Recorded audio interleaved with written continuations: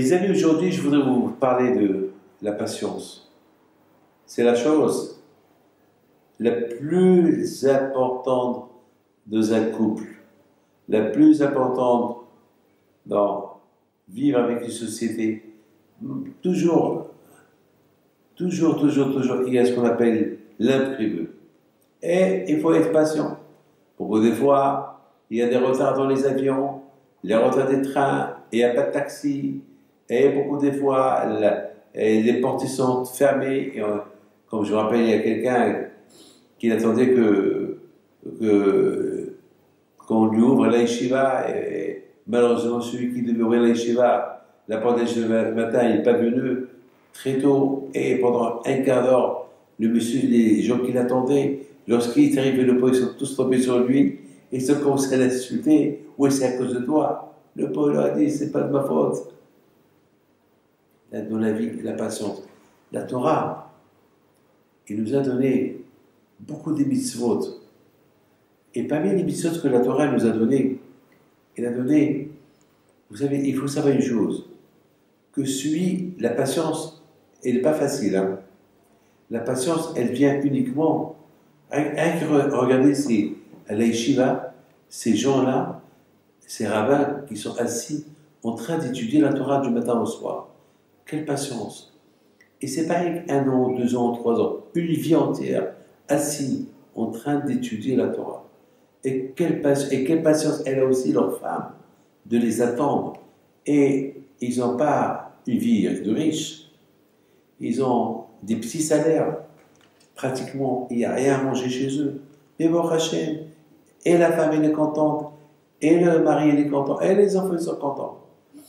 Donc on dit, c'est qui le riche? Celui qui se contente de son sort. Et beaucoup des fois on voit que la plupart des gens qui tombent dans le piège de la déprime, c'est parce qu'ils n'ont pas la patience.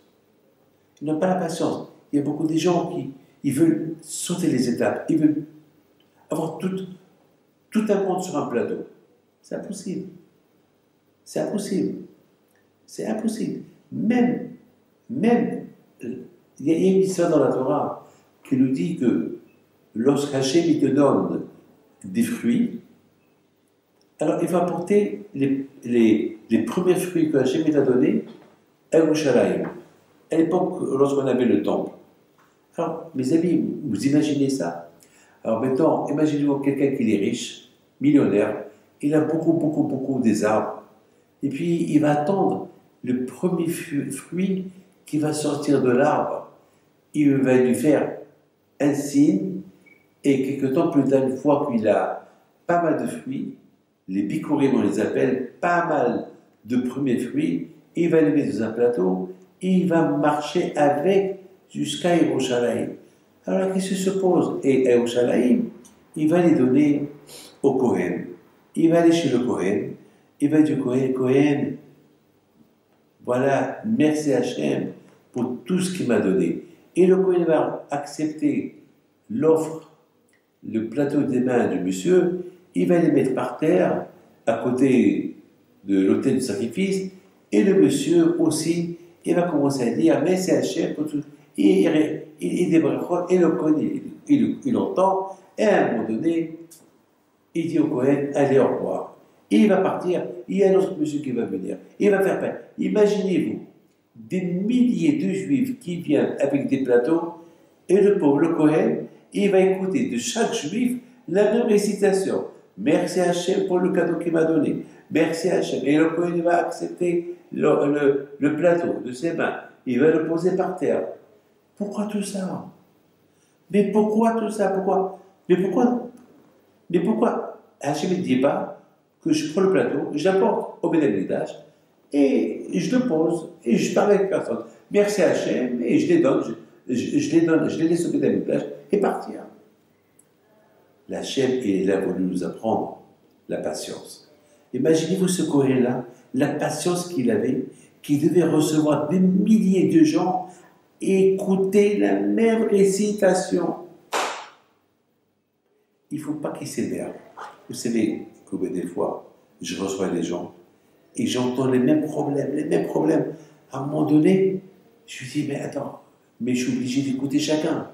Mais après, j'aurais pu même dire, attends, ce problème-là, c'est comme l'autre. Non, c'est pas comme l'autre. Parce que chaque problème, il est différent. Donc, David, patience. Patience. Et même ces gens-là, lorsqu'ils venaient chez le Cohen et chacun il apportait son plateau, c'était pas le même. Chacun, il avait une façon comment il parle. Donc, il faut écouter la façon de chacun comment il parle. Il faut la patience. Si chacun de nous, il a la patience chez lui à la maison, il n'y aura pas de divorce. Si chacun il écoute sa femme et qu'il voit qu'est-ce qu'elle a besoin et qu'est-ce qui lui manque, et la femme aussi, si elle voit son mari, pourquoi il fait la tête, qu'est-ce qui lui manque, qu'est-ce qu'il a besoin, et avoir la patience de s'occuper, eh bien, il y aurait moins de divorces. Vous savez combien de divorces il y a? Des milliers de divorces. Pourquoi? Il n'y a pas de patience. Chacun avec son téléphone, chacun avec ses occupations. Toute la journée de travail, il rentre à la maison, on connaît le téléphone.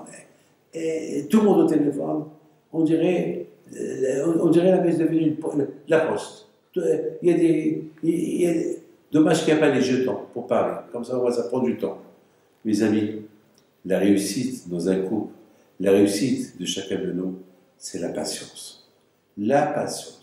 Que Hachem, et vous savez, être juif, il faut être trop patient. La patience pour les fêtes, la patience pour le Shabbat, la patience pour préparer. Combien de fois il y a des guerres la veille du Shabbat à cause que la femme veut que ce soit vite, le mari veut que ce soit vite, pas de patience, et la guerre, et tout éclate. Et à cause du Shabbat, ils peuvent s'entraîner à un divorce. Le Shabbat, c'est pour la paix, pas pour le divorce. Et tout ça pourquoi? À cause de la patience. Le manque de patience. Que Hachem vous protège avec les raisons.